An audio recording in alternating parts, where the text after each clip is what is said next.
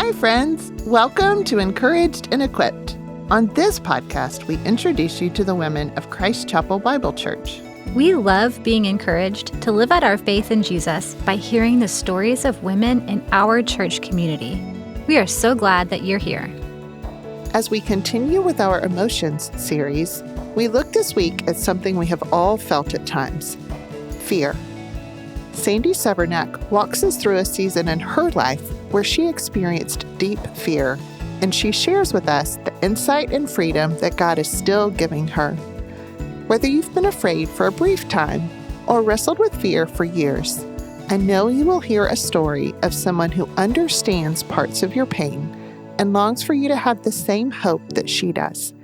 Here's my conversation with Sandie.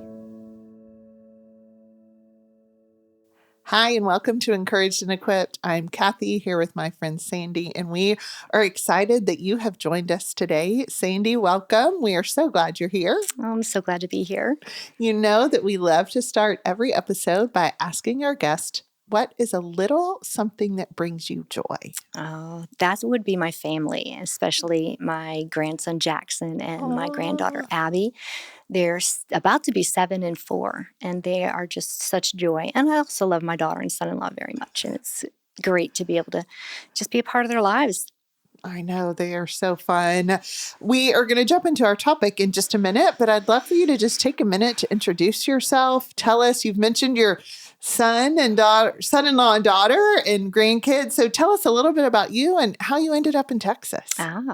Well, my husband and I are originally from Connecticut and grew up there, had a beautiful childhood out in the wilderness. And then my husband and I met there in Connecticut, and then we moved to Florida, and then for the most part to Georgia for the past 28 years prior to coming to Texas. So our daughter met her future husband in Georgia, and then they moved to Texas to go to school here, and they loved it so much that they stayed. So we let them be for 5 years or so, and then they had our first grandchild, and that was it. So I just dragged my husband here. I told We're coming. It was solely to serve them as a babysitter, right? Absolutely. That seems to be it.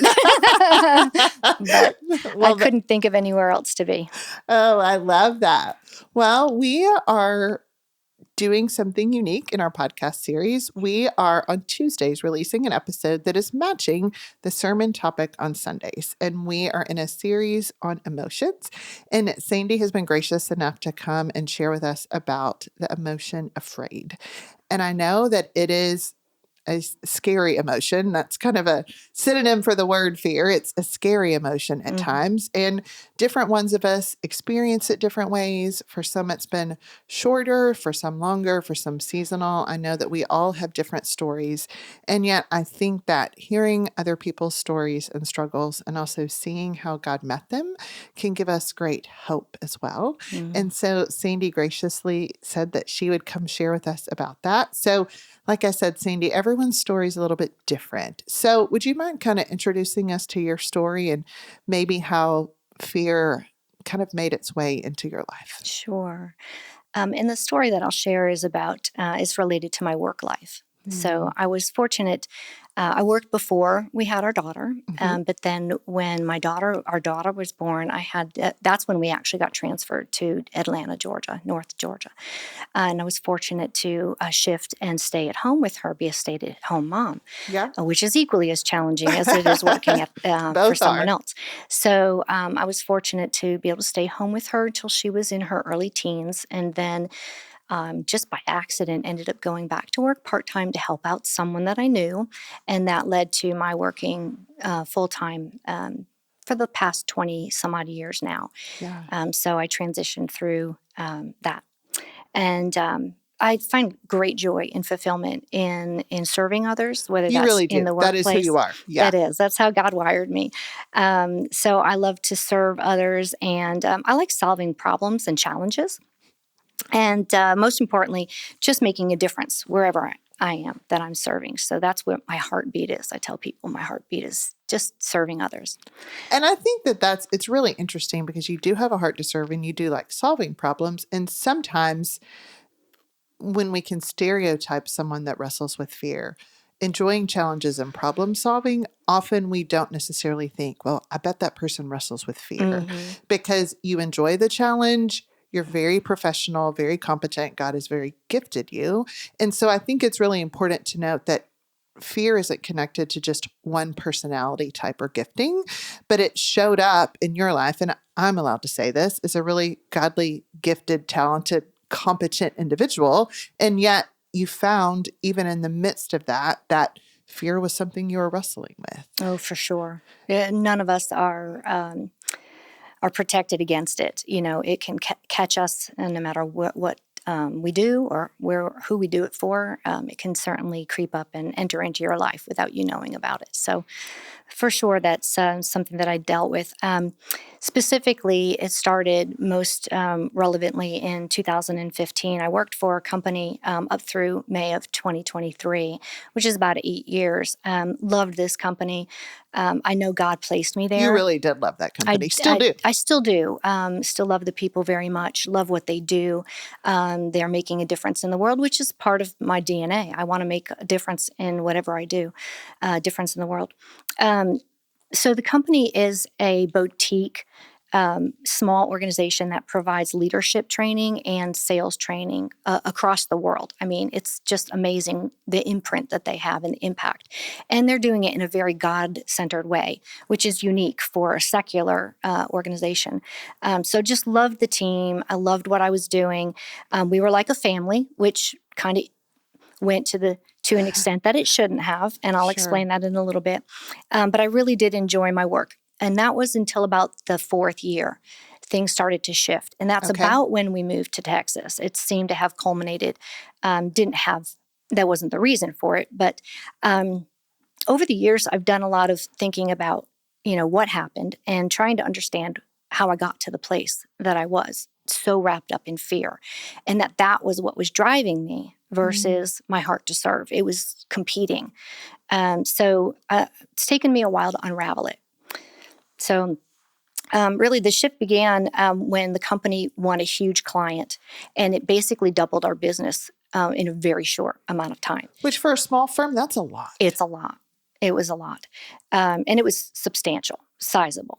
And we just were not equipped to handle the growth. And there was some resistance to hiring to support the growth because they didn't know how stable that growth was going to be. Sure. You don't want to have to lay someone off. You don't. And they took that very seriously because, again, they treated everyone like family. Truly, in such a remarkable way. Good people.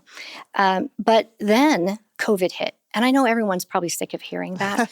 But COVID impacted companies in very different ways. Some companies saw a huge loss and a huge slowdown, and they had to lay people off, or their business they had a struggle surviving. Whereas COVID impacted the industry for this company by increasing the volume because we were helping people know how to do business in a remote context, which we had the experience and they did not. So our business not only had doubled because of our client increasing, but so did the business because of what we were able to do for others through COVID. So again, we could not staff for that. And in addition, there's this word that's called the Great Resignation that happened with COVID. And some of that impacted those that were on the team or those who worked for the company as contractors. So not only were we growing and had more work to do, but we had less people to do it. So everyone in the company was remaining buckled down and just did everything that they could. And I was one of those people. And we really had no way to add additional resources. So I just kept on going, and the result was not good at all. You can imagine that double the work with less people is not a good thing. And my guess is that different individuals would respond to that differently. And you said that for you, the result was not good. Clearly, you're here to talk about fear. So fear would have been a part of that. But if you're willing, tell me a little bit more about when you say the result was not good, what did that mean for you? Fear was certainly at the core of everything that I was feeling at that point. I was in constant state of unrelenting stress. I was constantly on red alert. My body, my mind, my thoughts. and which it was all rooted in fear. And it was very damaging. I became physically, emotionally, and spiritually depleted. I'm very dedicated to my walk with Christ, and it just took a backseat to just survival in the workplace. Because you thought you were trying to serve and do a right thing. For sure. And then you realize, wait, I'm being consumed by fear, and that's really difficult. Tell me what else. It was. I became physically, emotionally, spiritually depleted. I became enslaved to my work. And enslaved is a big word because I'm an individual that tries really hard, and I'm an overcomer. So to hear the word, you were enslaved, you allowed yourself to be enslaved by fear, I needed to hear that because it wasn't, for years, I just placated myself, really. Oh, you're okay. Just get more sleep. You'll be okay by Monday, or just take a day. You'll be fine. And that was a perpetual state of mind where, no, I was really enslaved by the fear. I think that it's hard to say, but to realize what it was, my guesses, was really helpful in figuring out how to respond. So even as you talk about what's going on and what the result is, I know none of this was fun, but even the fact that you can say it and acknowledge it, to me, is indicative of the fact that the Lord enabled you eventually to see that. The key word eventually, because, recognizing the word enslaved, I was in denial. I would know the truth of the word. I would know the truth that you're experiencing fear, but I would stuff it. I would deny it. I would, put it aside, and I'd go again, another day, another week, another month. And other ways that it affected me is I had no personal time. I had no quiet time. I had no recharge time. There was no margin. There's a whole book about margin. I almost didn't like that book at all because it was so filled with truth. It's like you read something I don't and you have go, any. I don't want to talk about it. Yeah, no, it was not a fun book to read, but it was filled with truth. And I think one of the physical things was is I had trouble breathing.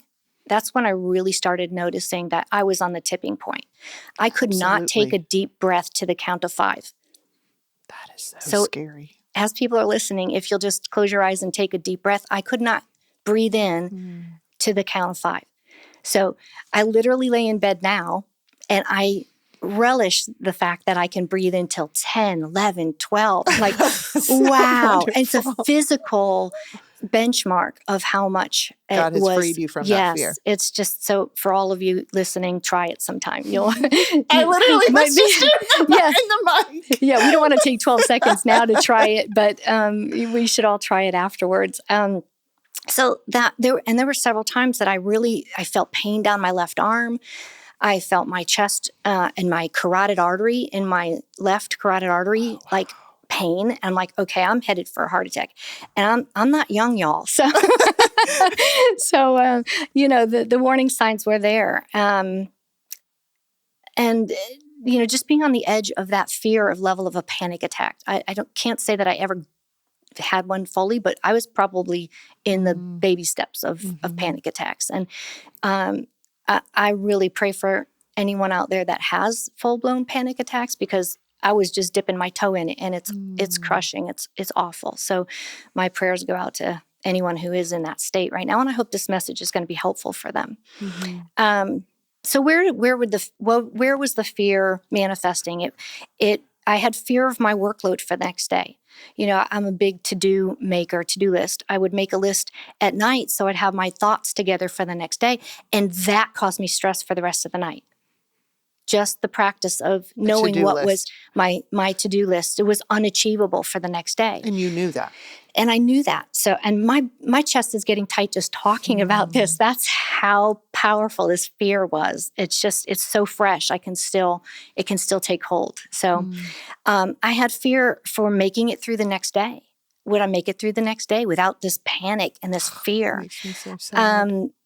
Fear of having a panic attack. Sure. And I did a lot of my work remote, but there were times I was on Zoom calls and, physically present. And it seemed I could keep it together. But as soon as that was off, my fear really let go, took full possession of my body. My biggest fear was letting everyone down. Going back to what I said a few minutes ago. Everyone in the company was was doing 2 or 3 jobs, right?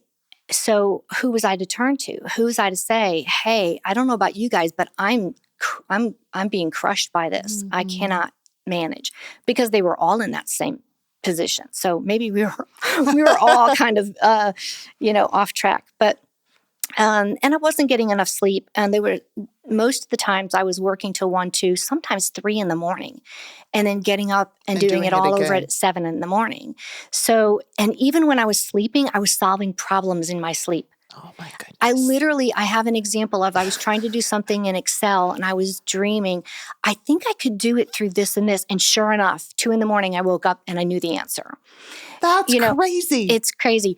And I'll do that. But I go to bed now saying, God, help me to put aside my problem solving till tomorrow morning. I literally ask him permission not to solve problems in my sleep, because it was a very common pattern back then. So, and one of the thoughts going through my head constantly was, I can't do this. I'm in over my head. I'm drowning. How did I let this happen? Because I'm a person that solves problems, not here creates I'm in this them. problem and not solving it. Exactly. So the turning point, the clincher in all of this, was when I was getting short-tempered with those that I love. Mentioned my daughter and my son-in-law and my grandkids. And toward the end, then it started to eke into my interactions with my colleagues and the people that I served, our clients. I remember being kind of exasperated that one of the gentlemen that I was working for, the company, a client actually, he was being long-winded, and I'm long-winded. So what do I have to say to him that he's being long-winded? And I was just tight with him, and I'm like, this is not right. And that's a game changer for me, because that's what I do, is I serve others. That's what my purpose is. So when I saw that, eeping into how I affected others, the light that I wasn't shining for Christ, that was a deal breaker for me. For years, I was willing to sacrifice my well-being for the sake of others. But when I started to see that I was affecting others because of my fear, and that it was changing who I am from a core, that was it. I could not live with that. Couldn't live with it. Thank you for sharing all of that. That is so, I'm imagining that, and all of those things I know were very real and very present and very difficult. And like you said, we know or assume that some people listening right now are feeling maybe different circumstances, maybe for different reasons, but have that fear that, and like you said, you felt your chest tighten up, like you remember what that's like and how hard that is. And even at the time, it wasn't good, but you couldn't quite figure out how to get out. Like you said, I couldn't. You're a problem solver. You usually are the one that can fix it. Exactly. And I know you were a part of the team at work that was trying to fix it, trying to be there for your clients and your company. And as you've dug deeper, because I know you've spent a while digging into this, what do you think was really going on kind of at the root? What were some things that were driving you that maybe after reflecting and looking back on it, you can kind of see some of the why? Absolutely. I was in that state for nearly 2 years. So Which I had is a plenty long of time to assimilate or to gather up all of the details of what was going on. But I didn't take the time to reflect on it because I was just in the thick of it. Trying to survive. Right? You didn't have time to. You did. And that was what I referred to earlier, is I didn't have any free time. I didn't have any quiet time to really reflect other than being in constant fear. I couldn't break out of that long enough to say, why is this happening? What did I allow to happen? What I learned is that, being dedicated and being a committed person, that you, as you said, I felt responsible for solving the problem. I didn't want to bring my own situation into the mix, right? So, got to be careful of, saying, oh, I'm the stabilizer, I'm the fixer, I'm the one solving the problem, because sometimes it's not our problem to fix, or we can't. And I wasn't willing to admit that at the time. So, my heart wants to nurture and care for everyone. I want to be the one that takes away everyone's problems.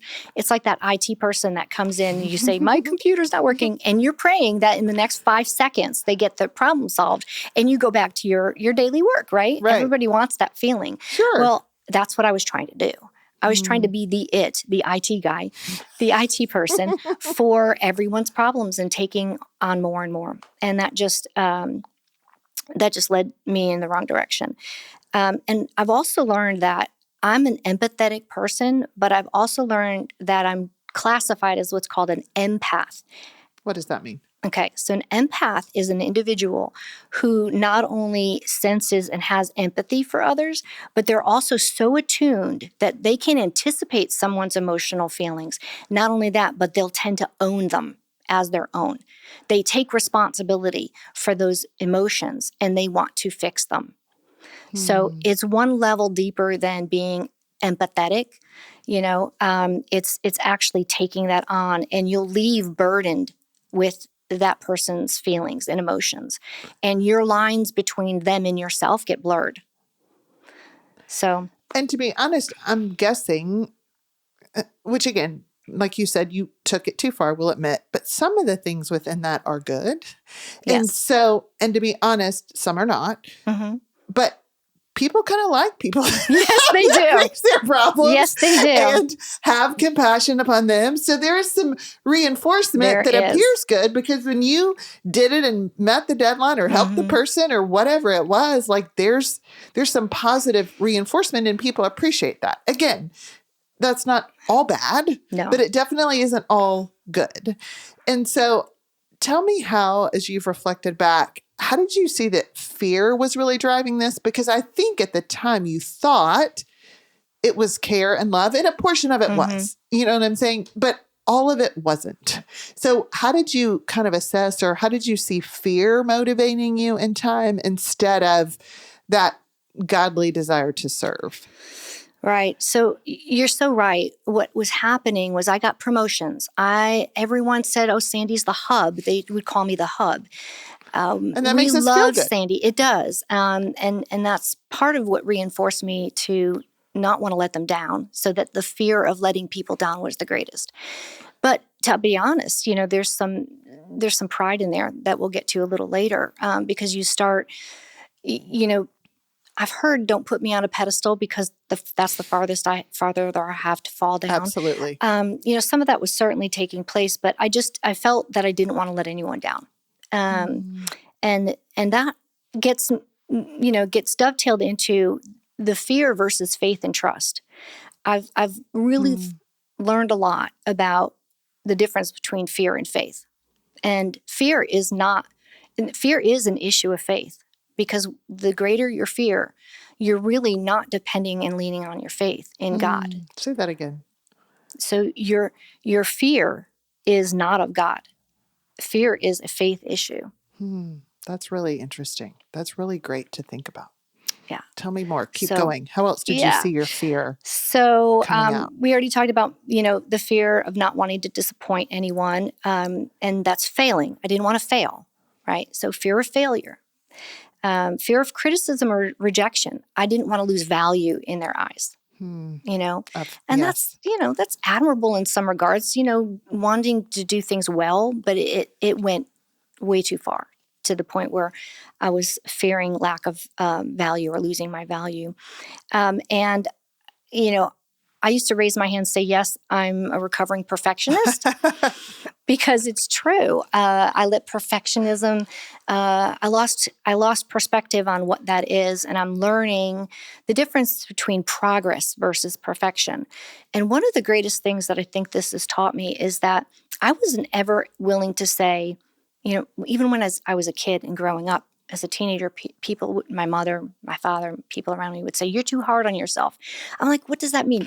I agree. People said that to me. I don't know what that even means. I could not relate to that. I'm like, you don't know what you're talking about. Or it just doesn't make sense to me. We all are supposed to try super hard. We're all supposed to just do our very, very best.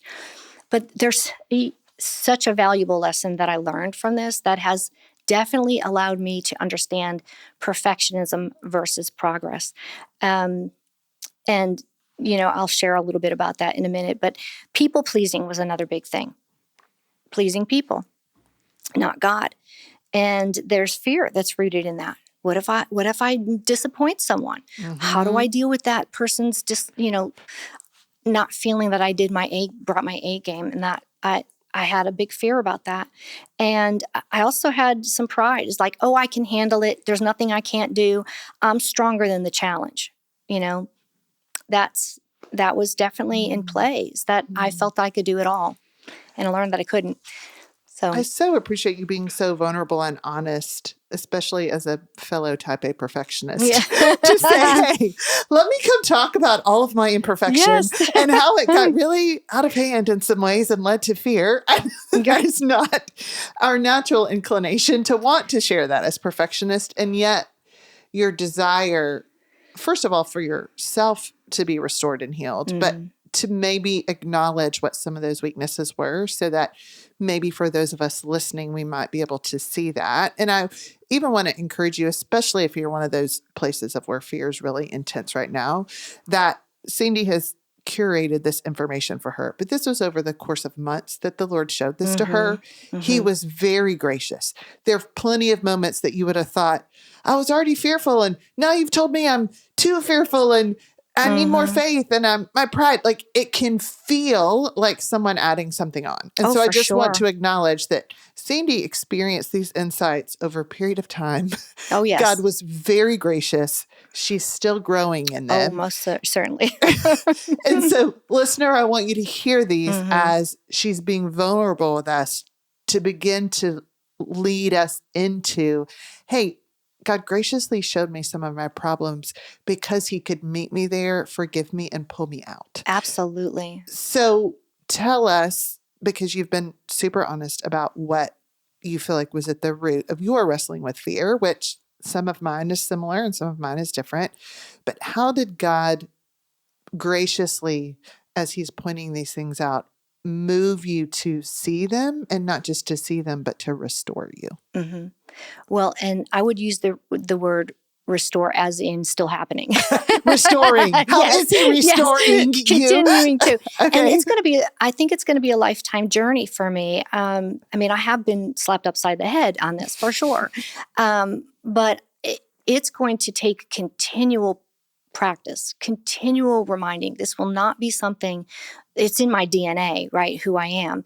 But I've learned some pretty substantial things that have helped me feel really able to reel it in much more quickly before it even takes effect. Now, I'm in that point now. I may ebb and flow in that over the years, and depending on how, challenges come up, but I am still in it. And I want the listeners to know that I am still in it. And being invited to even talk about this topic, or to come in and share this, is helping me learn what God has given me in this journey. So it's helping me as well. I'm going to go listen to it and make sure I listen to it again, because it's a message that all of us that have been, really controlled, enslaved by fear, or are enslaved by fear, there is a path God provides. Whether we have to cooperate, though. Sure. Thing. When God said to the Israelites, "You no longer are slaves," right? But what did they do? They went into the desert and they wanted to go back because it was what they knew, right? So it's what you knew, and it feels comfortable, right? Even though it's not healthy, it feels familiar. It's familiar, and you don't want to go forward and fail again. Right? So there's the fear of failure, again, for even what could make it better. It's crazy. It's this loop. And, Satan knows that. And I think he preys on that. So for those listeners, we have to pray the power of Jesus over this, because Satan will try and pull us back into that. And so some of the things that God allowed me to experience to bring me to a place where I'm being restoring, or I'm being restored on in the process. progress. Yeah. First thing that happened, and it happened very suddenly. I think I was sharing with you that I was signed up to attend Women in the Word with a neighbor of mine. We were going to drive together. She and I had just met. We were going to use our drive time and sitting at the table together as a way to get to know each other. Just precious woman. Couldn't wait to do that. Well, we were signed up, but the class was going to be Thursday nights. Must have been like Monday, Tuesday. I saw the CCBC email, and it was about what soul care classes were coming up. And it was starting on Thursday. And I think it was just 2 days in advance. I saw that Soul Care was offering a class called fear, anxiety, and worry. And I knew that I needed to take that class. God sent you an email. He sent me an email, and literally I read the description and I'm like, I need to go. So now know that, remember, I've been in this state for 2 years. So why now? All of a sudden, God hit me over the head like, nope, you need to change your plans, girlfriend, because you need to go to that class.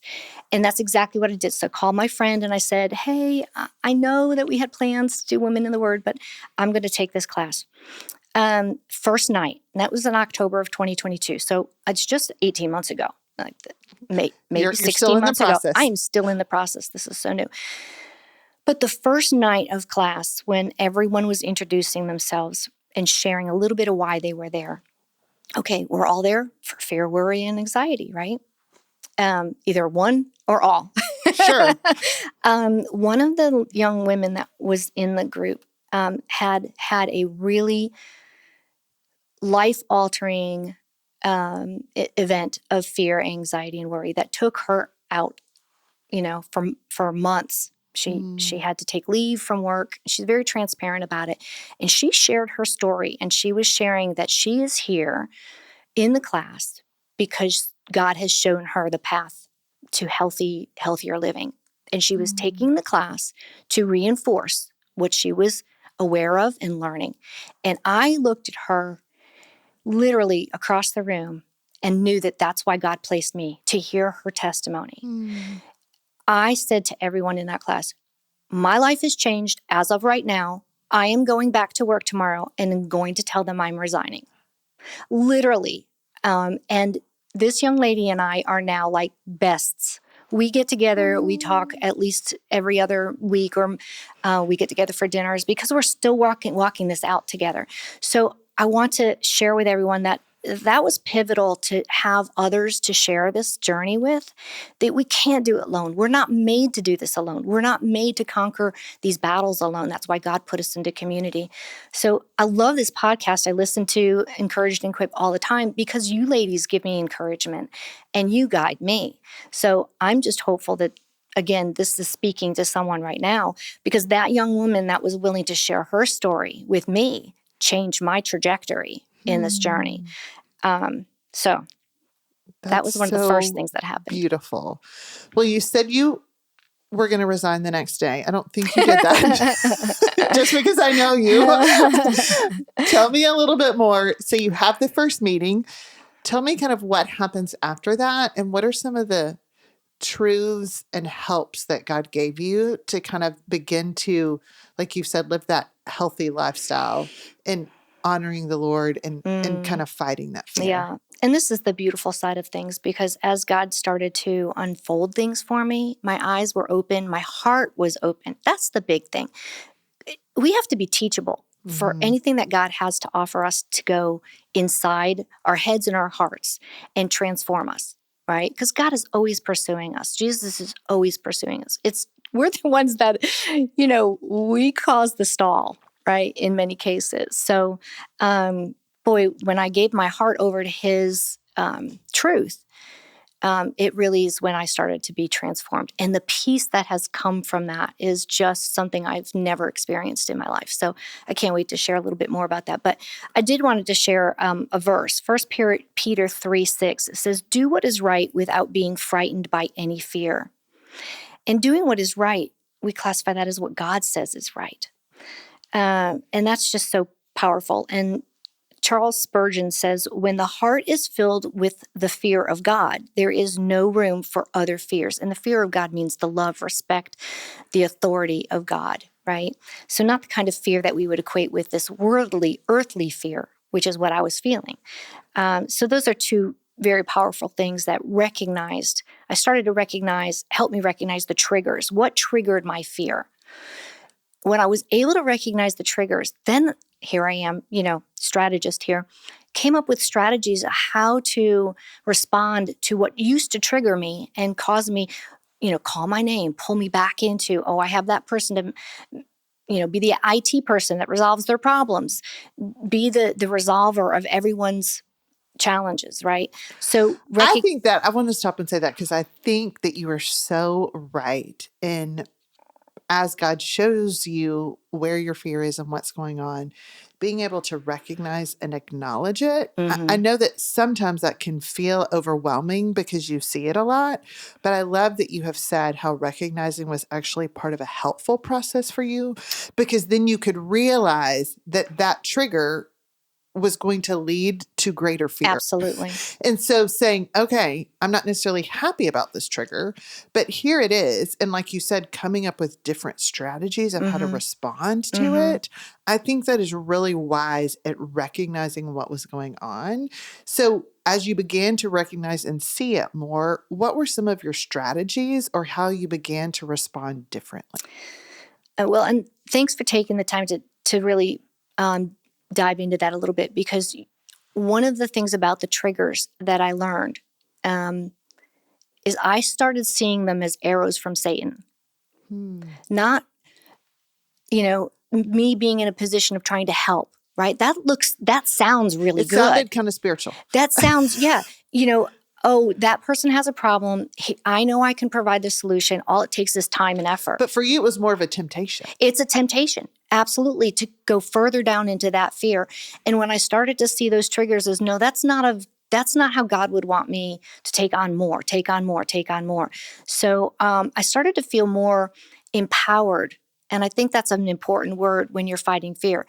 Be empowered against the fear, right? Because you feel that fear is coming at you. Whereas now I can hold that off because I see it as external to me, not internal.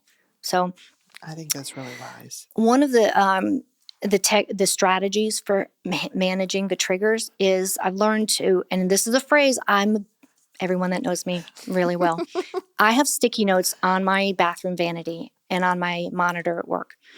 And when I'm trying to really adopt something as a changed behavior, I will put a sticky note on my bathroom mirror. So as I'm doing my hair, doing my makeup, reminded. I also have them on the dashboard of my car. Like everywhere you go. Yes. I can't see that my backup camera, right? I have my sticky notes all over my little nice screen. I do. But it says, one of them is observe, don't absorb. And for an empath, that's so important, that I'm to observe and I can be empathetic, but don't absorb it. Don't take it on as my problem to solve.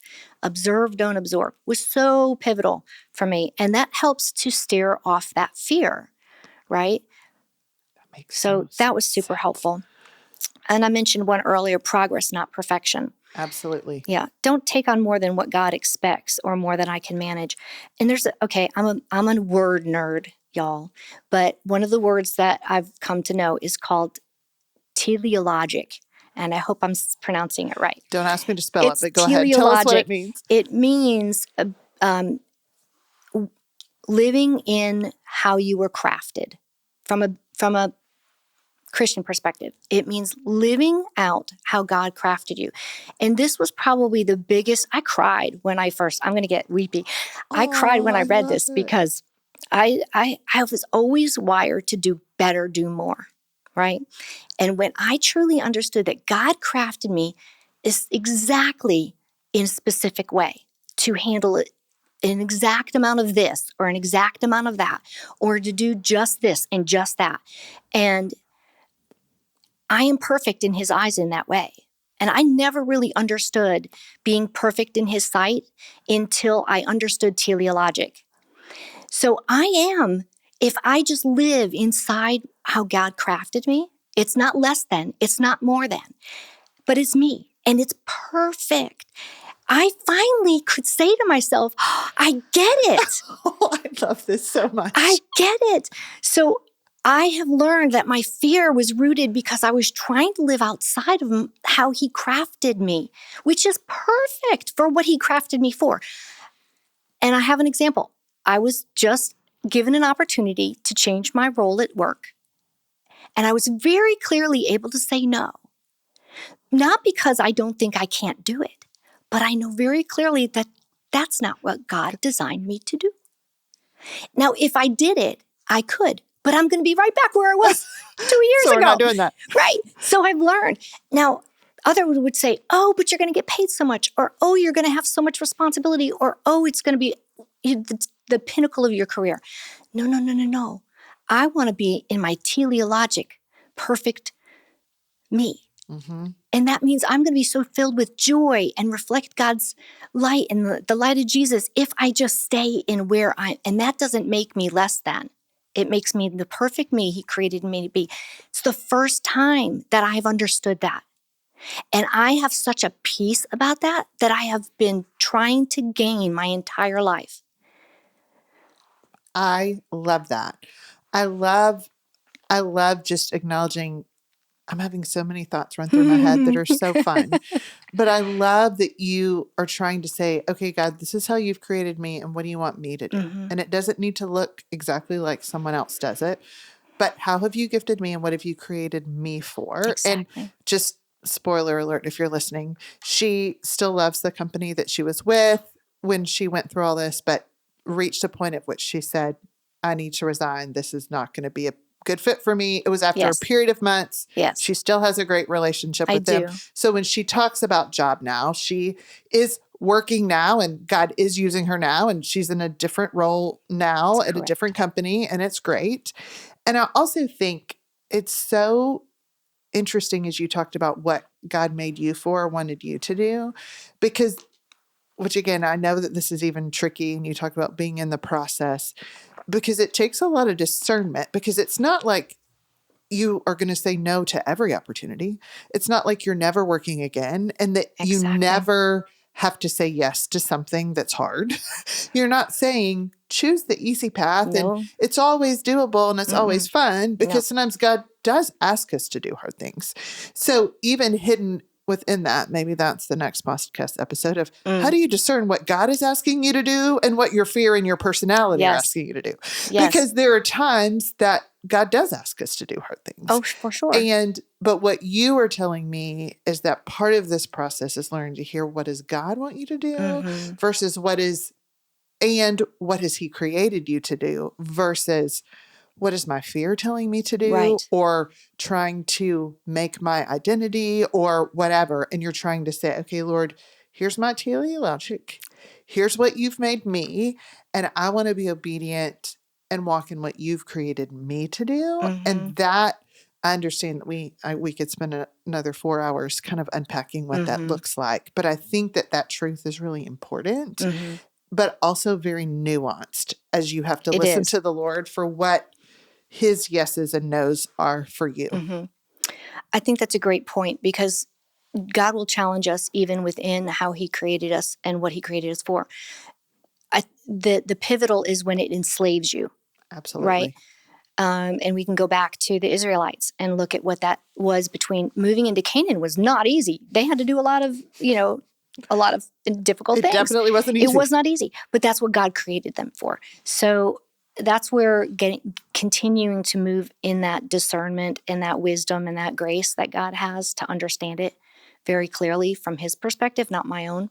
But you're so right. He still challenges me. Yeah. And you still need faith. You still need trust.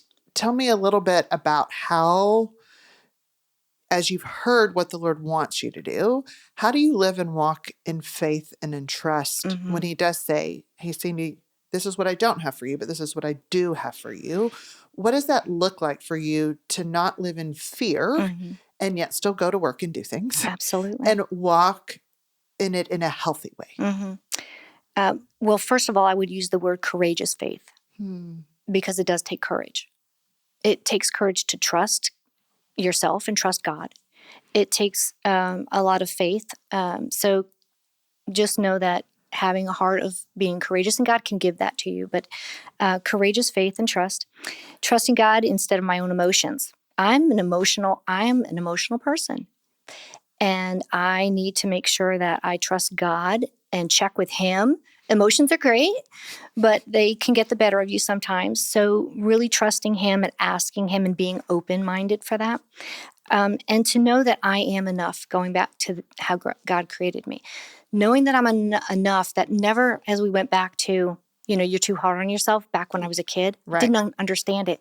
But now I do, from the perspective of I am enough if I stay in the lane that God created me for. Correct. Right? Love that. So now I was the one not He is going understanding to empower me to do this because he's created me for this. Exactly. And you'll get through tough days a lot easier when you're on his path than it is on your own path, right?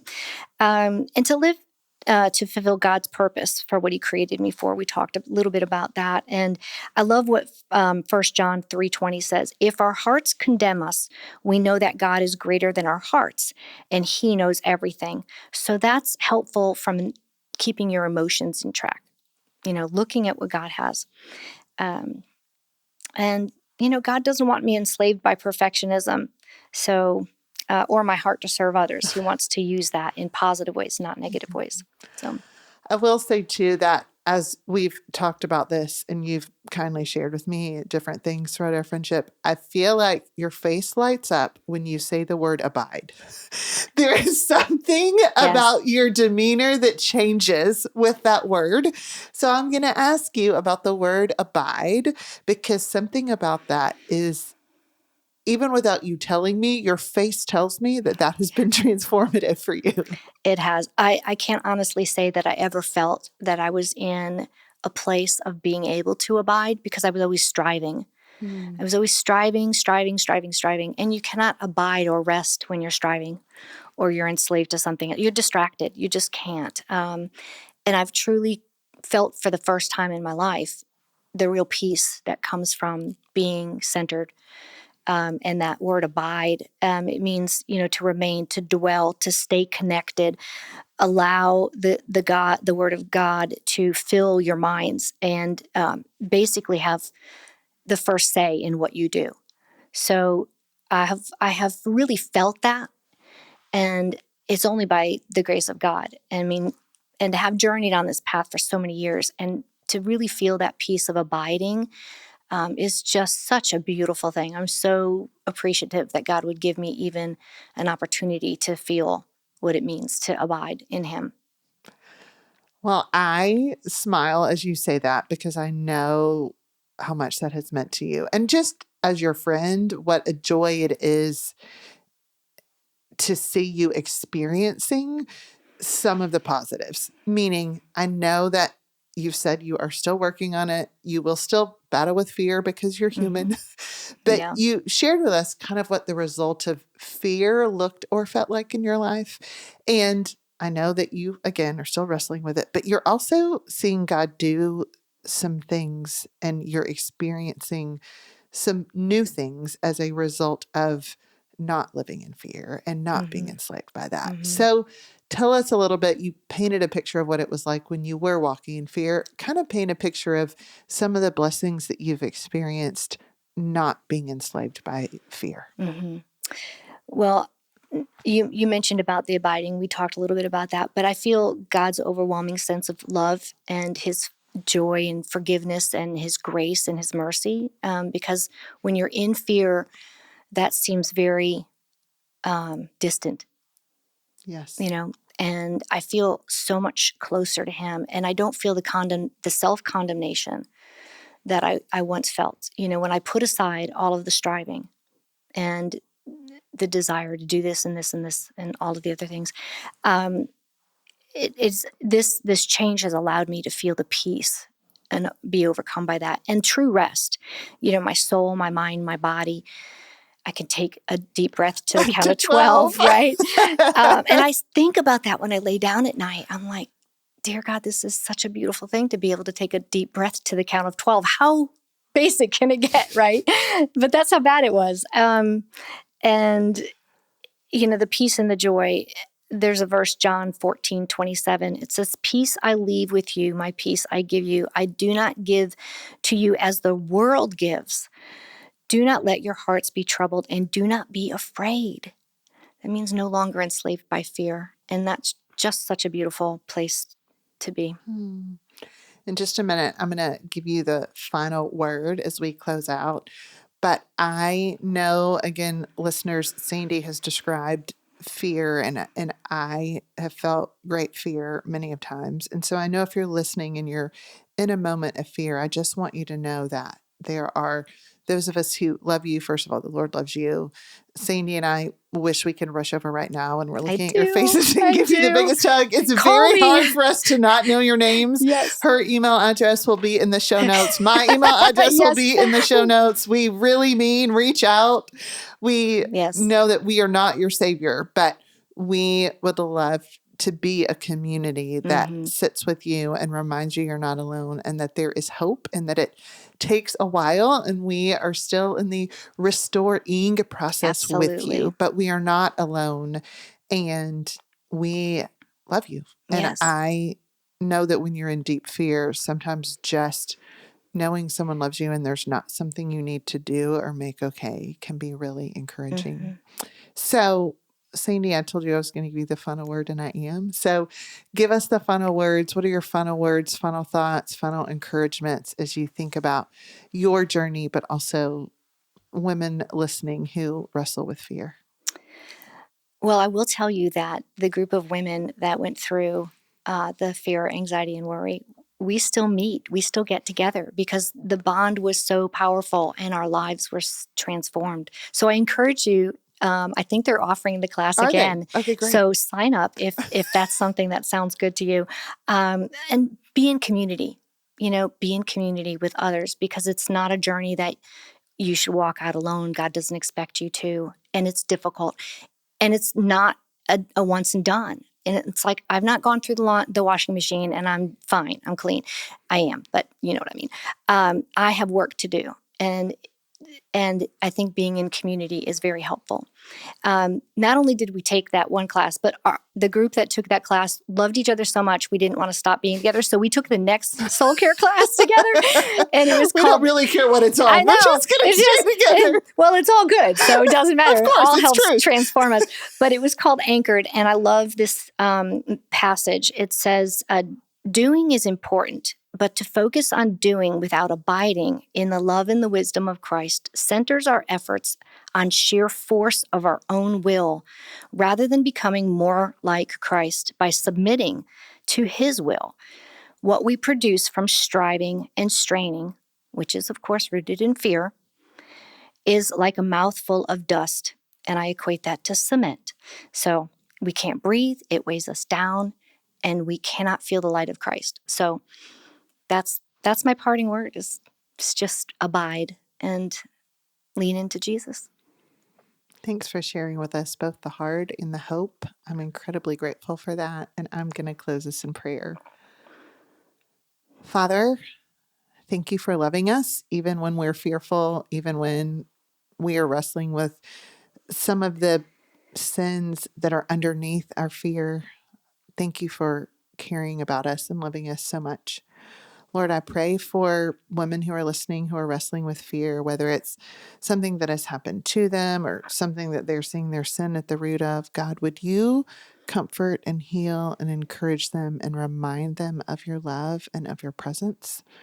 God, would you, like you've done for Sandie, graciously show us things that we can do, what our triggers are, what the hope is and the truth is that can move us through our fear into a place of abiding. And I pray this in Jesus' name. Amen. Amen. Thanks for listening. For more episodes, be sure to follow Encouraged and Equipped